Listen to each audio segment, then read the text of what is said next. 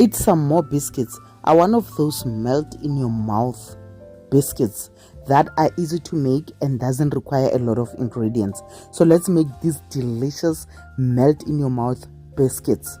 So for all of the ingredients, I'm gonna list them. As you can see, I've listed them for you on the screen, and I'm also gonna put them in the description box. Just go over there and you'll find the list of ingredients and all the measurements.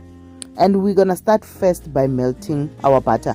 The butter doesn't have to be completely melted. It can just be, softened, as long as it's really soft. And then you're going to sift in your icing sugar. I put in 1 cup of icing sugar, and when I put 1 cup, it's not too sweet. It doesn't turn out too sweet. And then if you want to add, you can add a little bit, maybe 1/4 cup of some icing sugar. If you have a sweet tooth, you can add a little bit more just to make it a little bit sweeter, but don't add more than that, otherwise it's gonna be too sweet. And then we're gonna add some vanilla essence, 1 teaspoon of vanilla essence in there, just to mix that together. And then from there we're going to put 1 cup of oil. So when it comes to oil, you can use canola oil, you can use sunflower oil, vegetable oil. Any vegetable oil will work for this. And then canola, I think I used canola in this case, so that is what I used. You can use whatever oil that you have, sunflower oil, it's okay. And then from there I'm going to add 1/2 cup of ellis brown. So ellis brown is actually the secret to this.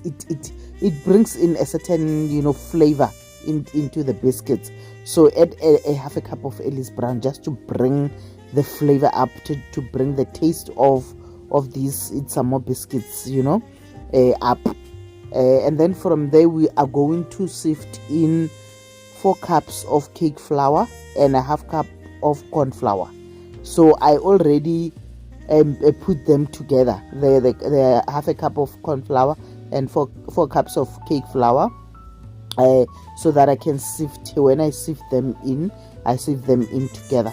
So I started with 2 cups at first, and then I came back and put in more, like the next 2 cups of that. And then with the corn flour, it's mixed in with the corn flour. So I mixed that together.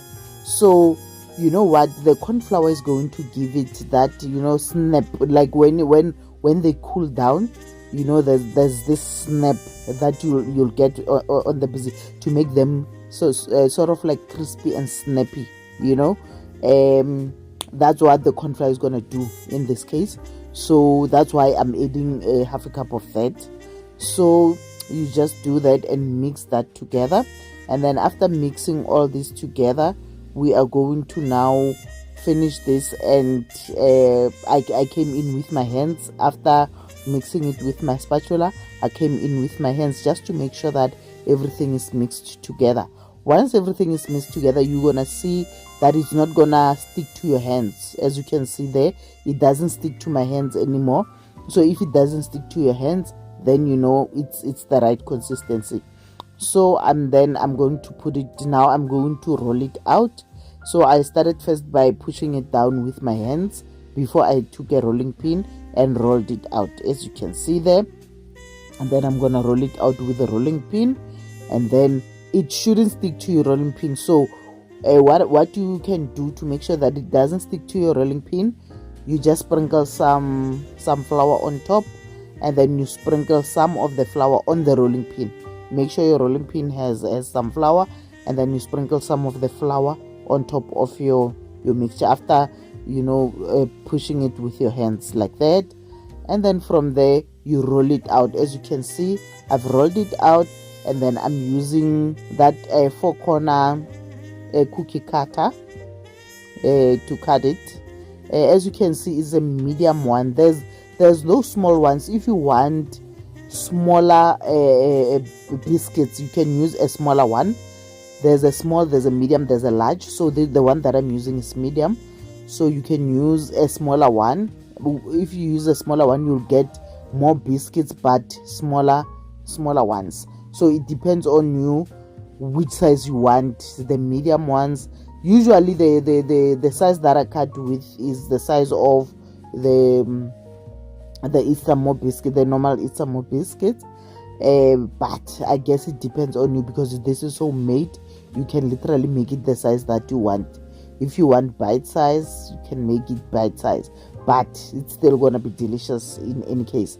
So as you can see, I cut mine there, and then after cutting this, you are going to put it in your lined or greased pan. I put a baking paper in my baking tray, and then I'm gonna put it in the oven at 150 for about 20 to 30 minutes. Once it starts turning, about 20 minutes, not even 30 minutes, 20 minutes, and then it will turn golden brown, and then you just leave them to cool down, and then they're going to get crispy and snappy. So I hope you're gonna love this recipe, and please comment down below and let me know how you found it, if you do try it. And if you like the video, please click the like button. And then if you haven't subscribed, I hope you consider subscribing to this channel so that you get more of the recipes that I share here. And thank you so much for coming back and watching this video. And if this is your first time, you are welcome here, and I hope you're gonna love it and stay. So thank you so much for watching this video. Until the next video.